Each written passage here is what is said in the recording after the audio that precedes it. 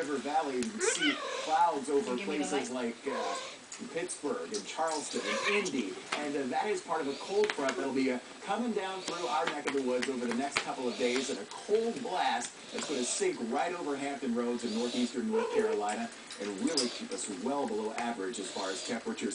Here's the way they look right now. You can see that core of colder air, 27 in St. Louis, pair of 3s in Indy, and we're still stuck in the 40s, and even just to our south, we're talking about 50s. This is all going to sink to the south and east and really change our weather fortunes. Right out now outside, get a good look at these numbers. We're not even going to see temperatures these high for a while, this high weather. 44 in Virginia Beach.